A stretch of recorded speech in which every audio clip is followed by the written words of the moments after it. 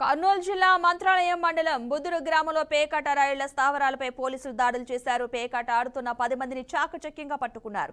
వారి వద్ద నుండి 1,28,000 రూపాయల నగదు, 9 సెల్ ఫోన్లు, 5 బైక్లను స్వాధీనం చేసుకున్నారు. అనంతరం వారిపై కేసు నమోదు చేసుకుని స్టేషన్కు తరలించారు.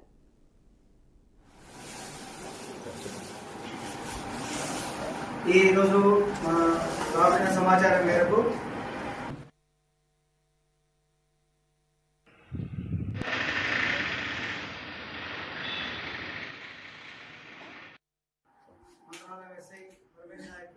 పాటు వారి సిబ్బంది ఈ బూదూరు పంప్ హౌస్ దగ్గర గ్రామ సమీపం మంత్రాలయ మండలంలో ఒక పేకాట గ్రామీణ అంతర్బహారు ఆట నడుస్తుందని సమాచారం రావడంతో SP sir Bindu Madhav sir ఉత్తర్వుల మేరకు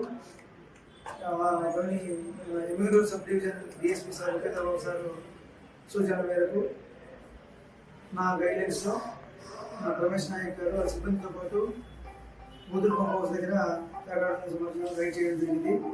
అందులో భాగంగా రైడ్లో భాగంలో 10 మంది అంతర్బహారు పేకాట ఆడుతుండగా సిబ్బందితో చుట్టుముట్టి పట్టుకున్నారు.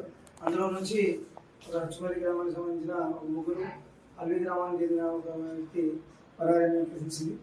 ఇప్పుడు పట్టుబడిన వారిలో వారి పేరులో రామకృష్ణ, వెంకటాపురం గ్రామం, ఎమ్మిగనూరు మండలానికి సంబంధించిన వ్యక్తి, తర్వాత తిమ్మయ్య ఆధార మండలానికి చెందిన వ్యక్తితో పాటు రాయచూరు చుట్టుపక్కల ప్రాంతంలో కలిసి కూడా అంతర్బహార్ ఆట లాభాపేక్షతో అంతర్బహార్ ఆట ఆడుతూ గ్యాంబ్లింగ్ నిర్వహించడం జరిగింది. మన ఆంధ్రప్రదేశ్లో గ్యాంబ్లింగ్ ఆడడం చట్ట ప్రకారం నేరం కాబట్టి మీరు పట్టుకొని వీరి వద్ద నుంచి 1,28,000 రూపాయల నగదును మరియు 9 సెల్ ఫోన్లను, అదేవిధంగా 5 మోటార్ సైకిళ్లను సీజ్ చేసి